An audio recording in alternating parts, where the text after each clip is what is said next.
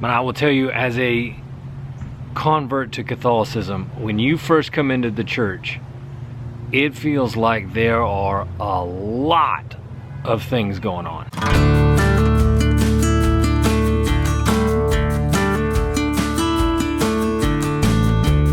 What's up, my people? Welcome back. So very glad you're here. I hope that you are having a beautiful autumn day. It's amazing right now. I love Texas this time of year because the weather, though unpredictable, is wonderful. Man, I love it. Anyways, today we are going to talk about, I want to share, let me back up. This video is specifically for my people who are just now entering the church. You know, I had the absolute privilege of speaking to a class of college-age college-age people who are coming into the church as of the filming of this video today. Like, they're getting their sacraments today and this weekend.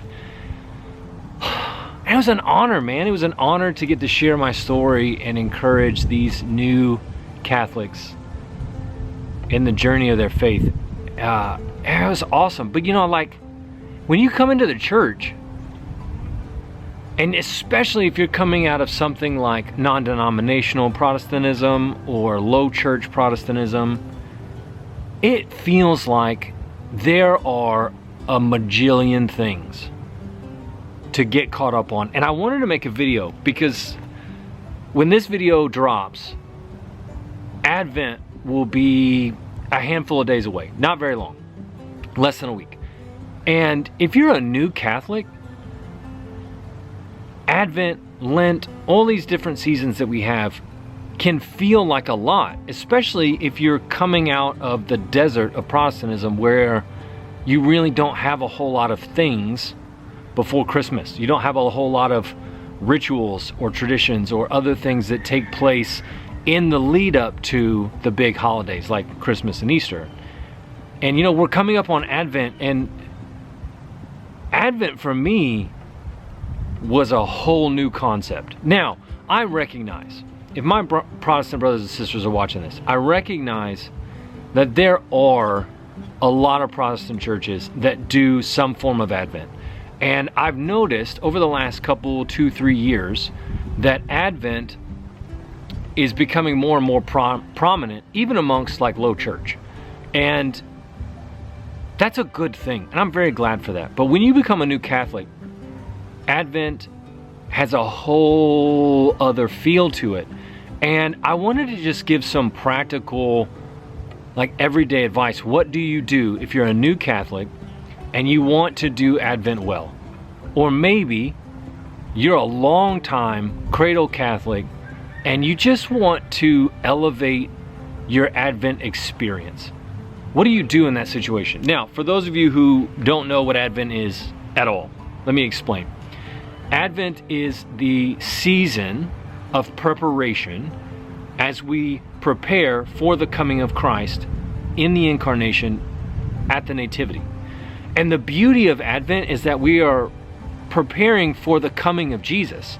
And so it's this really unique season within the liturgical calendar where we prepare for both the reality that Jesus came bodily in the Nativity as a full flesh and blood human being, but we're also, in a sense, preparing for the coming of Christ again when he comes in his glory to take us home. So it's a beautiful season because it has this really well-layered time frame where we are preparing our hearts for the coming of Christ. And I love it. It's such a great experience, especially if you take Advent seriously. I mean, if you really are like, I really want to set aside some time to prepare my heart for the coming of Jesus. So Advent can be a beautiful season of preparation. So with that being said, what do you do if you've never had an Advent season where you really try to set aside time to prepare your heart for the Lord? And what I want to be real clear up front. I'm going to say several things. Excuse me. Mercy. I'm going to say several ideas, several options. And if you're a brand new Catholic and you've never really dove. If you've never dove headfirst into the Advent season, here are some things that I would strongly recommend that you do.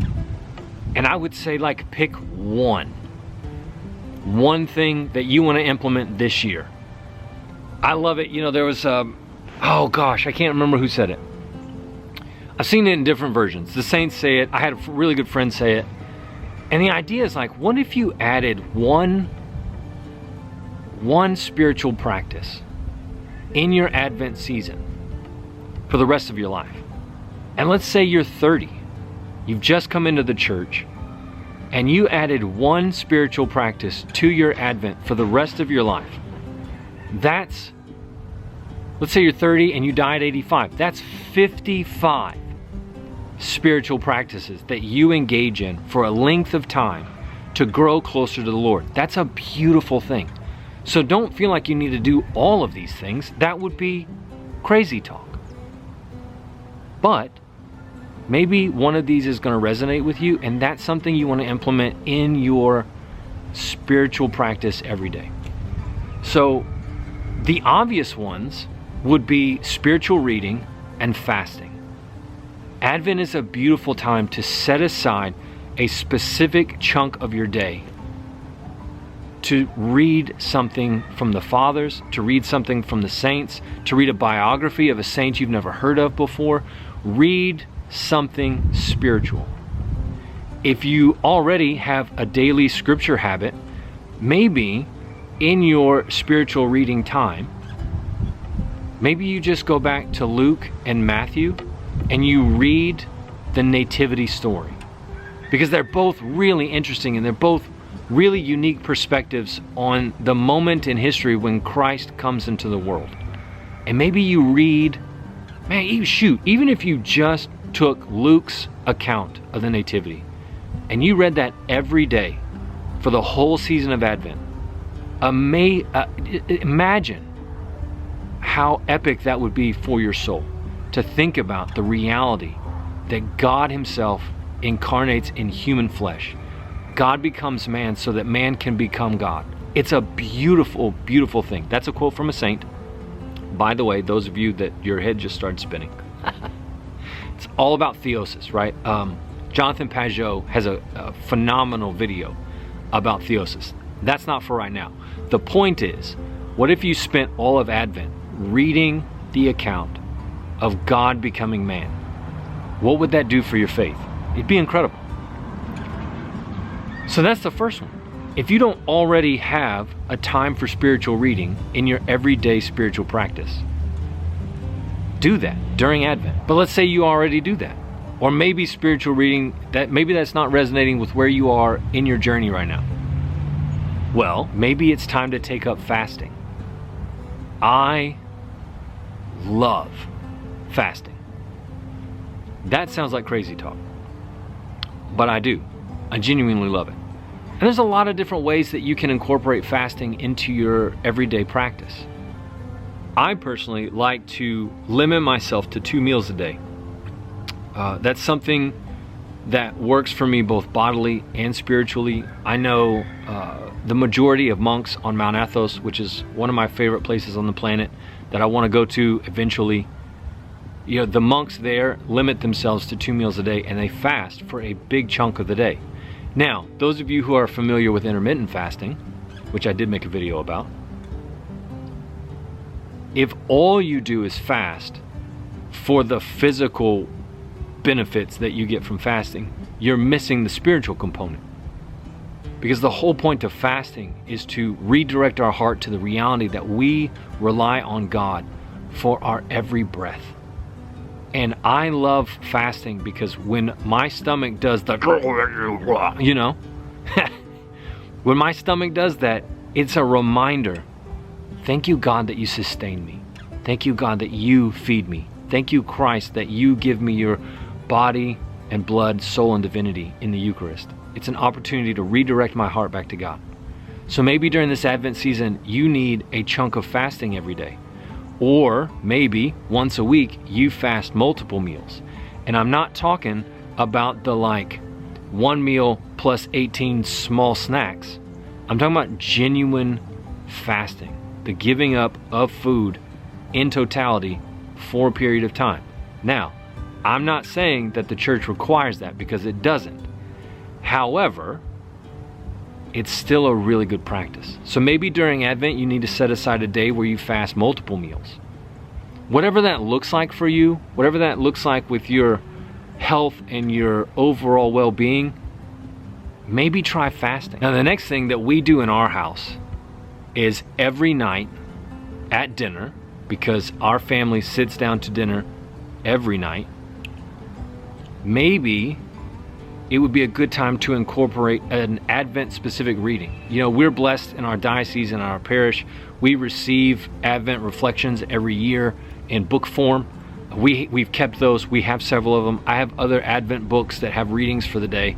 And there's a couple of things that happen when we do this particular practice at night. Is number one, it gives us something as a family to talk about. So if you're a mom or dad and you're struggling to find ways to talk about the faith with your kids, around the dinner table during Advent is an excellent time to do that. And it's a great time because you can read the things and say, okay guys, what does this mean for us? How do we walk this out? What does it mean that God, the Son, becomes flesh and blood and allows his flesh and blood to walk the earth? And it's great, man. We've had some great conversations with our kids because we did that thing. Now, there's an added benefit to this practice. I'm the reader. I like to do the readings. I feel like that's my job as the dad, the leader of the house. And yeah, you know, sometimes my kids are like, oh, I want to do the reading tonight. Okay, cool, you can do it. Great. If you're asking for it, I'm gonna let you have it.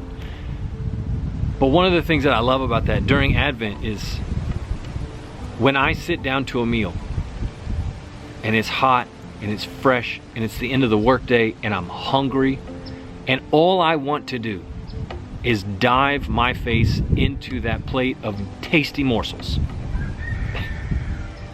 Having to first set that desire aside and turn my heart to God, turn my heart to my family, and say, no, I'm gonna read about God first.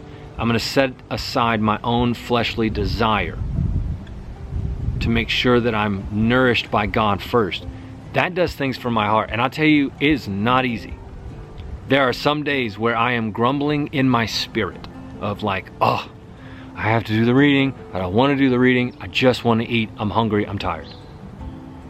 But then I do it anyways. It's a great opportunity to cultivate discipline in the soul. You know, the obvious one is the lighting of Advent candles. We do that at the dinner table. We light it every night before we sit down to eat, and that flame burns to remind us of what it is that we are preparing for every night. So that might be something you need to incorporate. Maybe you're a single guy, you're a single gal, you're out there, you're trying to be faithful. All of these things are still applicable to you too. You should be doing a reading at dinner if that's something that you feel called to do. Read it out loud to yourself before you eat. And the last thing that I would do is take this season of Advent to grow and cultivate your prayer life. Because if nothing else, as faithful Christians following Jesus, there is real, substantial benefit to cultivating your prayer life. You know, if you're not praying the rosary, take Advent. Commit to praying the rosary every day. Maybe that seems like a lot. Okay, fair enough. What can you do? I think it was Father Gregory Pine who said, don't pray from where you can't, pray from where you can. Can you say a decade of the rosary? I bet you can. I bet there's time. It's really distracting. There's a lot of things going on over there. Anyways, can you pray a decade of the rosary? I bet you can. I bet you've got enough time, driving time on your way to your job or your class or wherever you're headed that you could pray a decade. Maybe you could pray 2 decades. Our Lady, our Mother, loves seeing her children pray the rosary. So maybe during Advent, it's a great time for you to start praying the rosary. Cultivate that prayer practice. Maybe you're already doing that. Okay, maybe at night you can kneel at your bed, bow before God, and pray the Our Father before you go to sleep, reminding yourself of the truth of what Christ taught us in that prayer. Maybe you can lead your family in a decade or more of the rosary. Maybe you can lead your family in a short time of prayer where maybe you pray the Jesus prayer, or maybe you have a written prayer from one of the saints that you want to pray. There's so many good devotions and prayers that you can add to your prayer life to cultivate that spiritual practice. And Advent is such a great time to do that because it's designated, set aside time where we focus all of our being on the reality of the incarnation. And that's just a handful of different ways that you can upgrade. I don't like that word. That's too technological. Where you can further till the soil within your heart to prepare for the coming of Christ. Now, if it were me personally, I would focus on prayer. And I find that deeply amusing. But you know, it's like I told this class of college students that I spoke to this week. It's so funny to me that as a Protestant, I hated prayer. And I've got a whole video on that journey. And now prayer is the thing I want to cultivate in my heart more than anything else. And Advent can be a great time for you to do that. Those are just a handful of things that you can try. I'm sure if you ask friends at your parish, if you ask your priest, there are other ways that you can incorporate a richer experience in Advent other than just buying presents and waiting for Christmas. Advent is so much more than just looking forward to opening presents on Christmas Day. It is a rich, rich season where we prepare for the beauty and the reality of our God who becomes incarnate. I hope that's helpful. I would love to see in the comments, like, what are you going to do during Advent? What are your, please, oh my goodness, please share what you and your family or your family does during Advent to prepare for the coming of the Lord. What are your spiritual practices that you incorporate during this beautiful season? You know, the changing of seasons is a great opportunity to do new things so that your spirit can grow closer to Christ. That's the whole purpose of all of this, growing closer to Jesus. I hope you find that helpful. If you haven't already, like, subscribe. If you want to grow in your prayer practice and you want to have a tangible sacramental that can help you do that, go to my website, GarrettHines.com, commission an icon. Icons are a beautiful thing to have in your home during Advent. And Advent is a great time to commission an icon for somebody that you love, for your parish. Give that as a gift. It could be a really unique opportunity to help you or somebody you love to grow in their prayer life. I hope you have an epic rest of your day. And I hope this Advent season is the best Advent you've ever experienced if you've been doing Advent for a while. And if you're brand new to the church, I hope this Advent season helps you to grow closer to Jesus as you experience Advent in the Catholic faith for the first time. It's an epic day. Can't wait to see you next time. Till I see you, keep climbing.